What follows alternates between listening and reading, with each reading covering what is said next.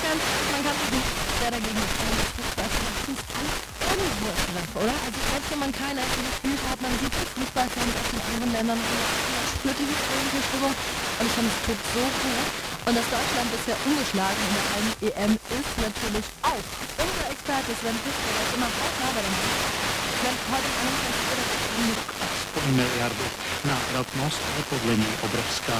Když podpoříme to vzdělávání miliardou, tak se to může vrátit několikanásobně zpátky nejenom do státního rozpočtu a v rozvoji ekonomiky, ale hlavně v lepším životě těch dětí. Na to dosáhnou vyššího vzdělání, jsou spokojenější, mají lepší zdravotní výsledky.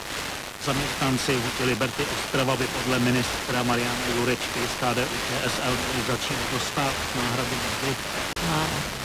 Často diskutovaný glykemický index potravinového říká, jak rychle se zvedne hladina cukru v krvi po konzumaci dané potraviny. Rozhodnutí, že omezím cukr u svého syna, se občas stejnou reakcemi.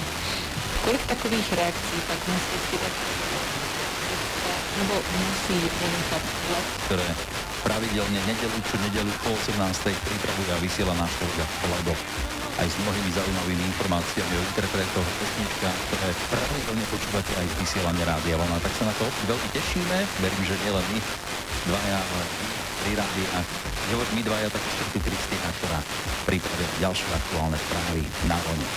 18 hodín. Aktuálne informácie Rádia Vlna. Cestovné kancelárie majú letné dovolenky vypredané už na približne 70%. Silné búrky v Poľsku sa počas víkendu vypredali najmenej 3